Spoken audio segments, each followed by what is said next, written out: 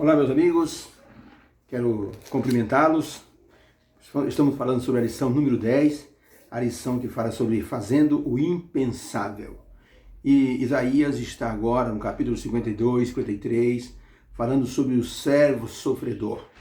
Falou da mocidade do servo sofredor, disse que o servo sofredor, ele tinha uma aparência vulnerável. Para que nós possamos entender o que Isaías queria dizer com essa missão do servo sofredor, nós temos que ler o livro de Isaías, capítulo 53, porque isso muda o nosso foco de aceitação.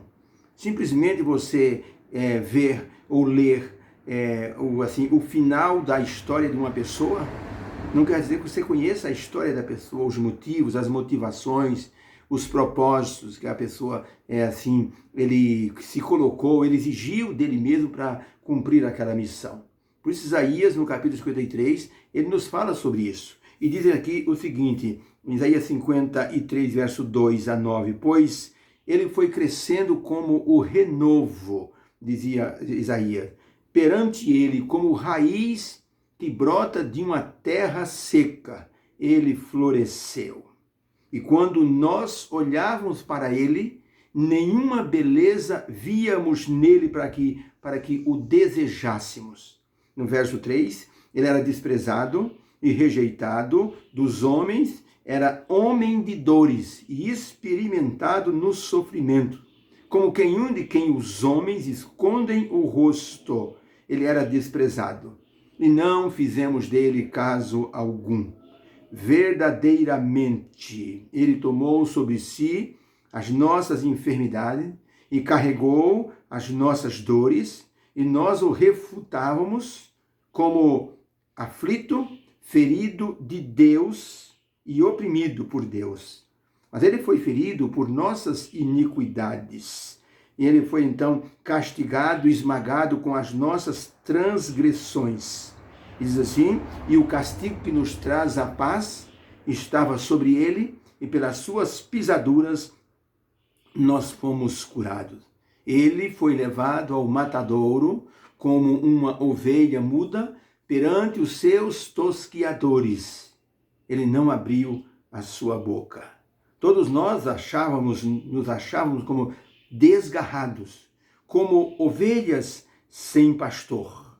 Mas ele o que fez? Ele fez o que poderia ser feito. Ele nos redimiu e nos juntou outra vez. Pela opressão e pelo juízo, ele foi arrebatado. E quem dentre os da sua geração considerou que ele fora cortado da terra dos viventes, tendo por causa a transgressão do seu povo, e deram-lhe a sepultura entre os ímpios e com os ricos, mas ele não fez nenhuma transgressão, e a injustiça nunca esteve em sua boca, e nenhum engano. Essa é a forma como Isaías retrata o servo sofredor. E nesses versos, Isaías coloca o propósito da vida do servo sofredor. A missão do servo sofredor era uma missão cuja prioridade era a salvação das pessoas. Ele não pensava em si mesmo, ele pensava sempre nos outros.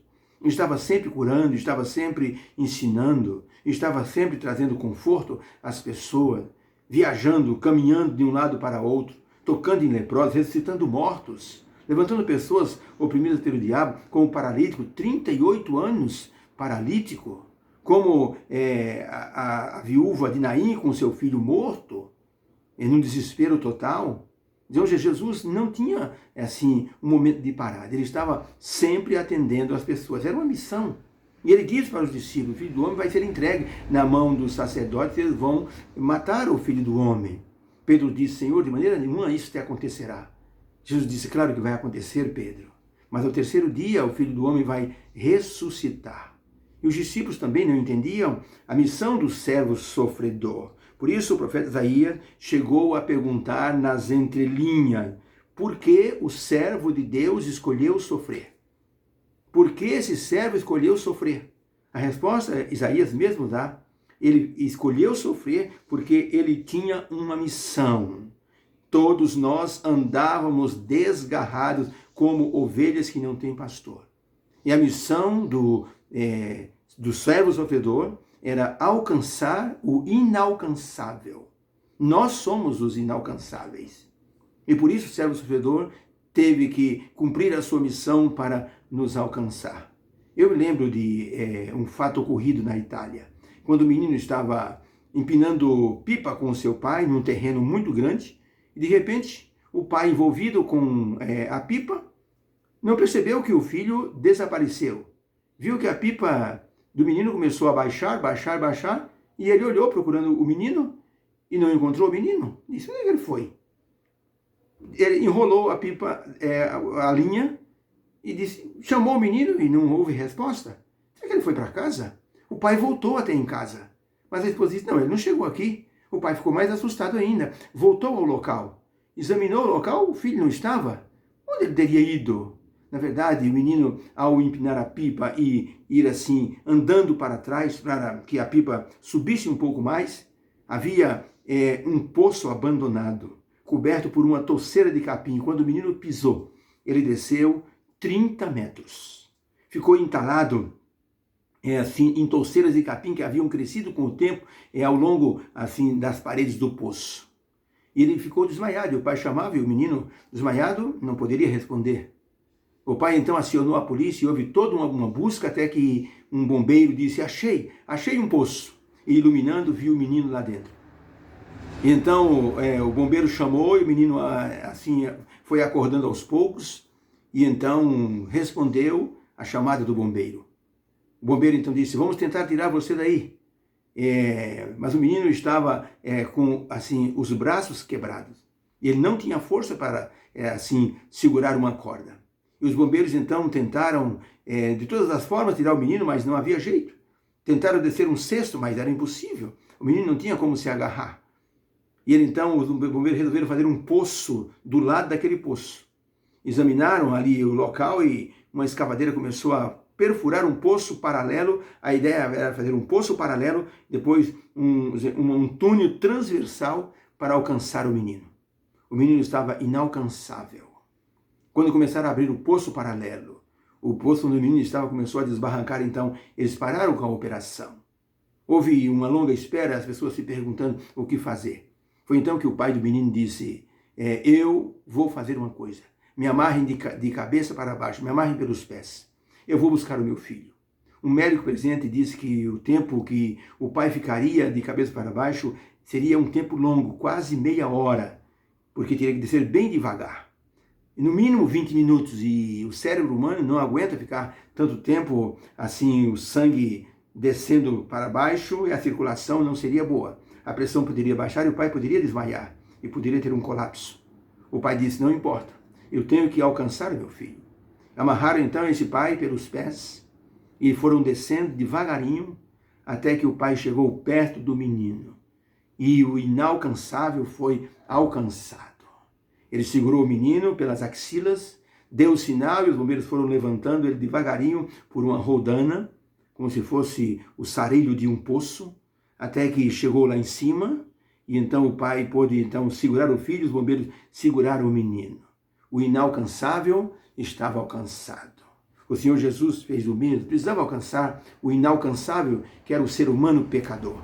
E não havia um jeito, por isso Isaías disse, todos nós andávamos desgarrados como ovelha. Eu já cuidei de ovelhas, já cuidei de cabritos, já cuidei de porcos, já cuidei de cavalos, quando eu era pequeno. E eu me lembro que as ovelhas eram muito ariscas. E quando elas tomavam um susto, elas corriam em todas as direções. Ficavam desgarradas, tinham que buscar as ovelhas. E os pastores sabem disso. Por isso os pastores mantêm o cajado para que as ovelhas não se desgarrem. E eles então estão sempre cercando as ovelhas. Por isso Jesus Cristo veio alcançar o inalcançável, as ovelhas desgarradas. Aquelas que foram longe e não têm condições de serem alcançadas. Muitas vezes nós olhamos para pessoas que têm vícios e dizemos, esse não tem jeito. Olhamos para uma pessoa que está assim, numa situação assim, de pecado exposto. E algumas pessoas torcem o rosto e dizem, não tem mais jeito para essa pessoa. Mas Jesus alcança os inalcançáveis. Ele utiliza seres humanos, instrumentos humanos para isso. Por isso, a lição nos fala que o servo sofredor, ele veio para alcançar os inalcançáveis.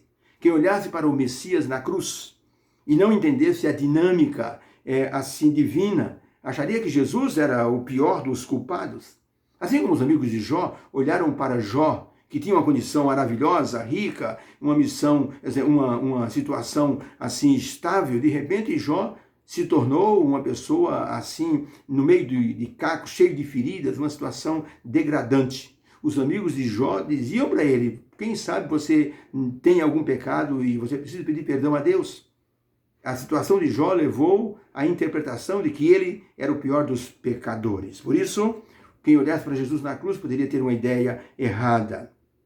Por isso que os discípulos perguntaram para Jesus quando viram o cego de nascença: quem pecou, ele ou os pais dele, para que nascessem assim? Era uma ideia daquela época. Toda pessoa com um problema é porque tinha algum tipo de pecado. Então quem olhasse para Jesus na cruz do Calvário dizia: é o pior dos pecadores. Mas ele foi o Cordeiro de Deus que tirou o pecado do mundo. E nós podemos avaliar que foi um preço muito elevado que Deus pagou pela salvação do ser humano pecador. O ser humano não merecia, mas Deus, através da graça, ele alcançou o inalcançável. Por isso você hoje serve a Deus. Por isso você hoje serve a Jesus e permite que o Espírito Santo trabalhe em sua vida. Porque você era o inalcançável. Eu fui o inalcançável e Deus nos alcançou. Louvado seja o seu nome. Que haja uma bênção para você nessa quarta-feira. Louve a Deus porque Ele nos alcançou e eu oro por todos nós. Senhor Deus, obrigado pela lição dessa quarta-feira. O Senhor nos alcançou quando nós éramos inalcançáveis. O servo sofredor do Senhor Jesus, ele fez um trabalho maravilhoso e por isso o Senhor se agradou do seu servo. Por isso o Senhor Jesus recebeu toda a honra e toda a glória quando retornou ao céu e ele foi recebido pelos anjos. Obrigado, Senhor, pela salvação. Eu oro por aqueles que estão adoentados, eu oro por aqueles que estão nos hospitais, nos leitos, esperando uma recuperação. Ó Senhor, unge os remédios que eles estão tomando, que faça bem, que haja uma reação positiva de cada pessoa, eu te suplico em nome de Jesus. Amém. Deus seja louvado. Que a bênção esteja sobre você e sua família nessa quarta-feira. Amém.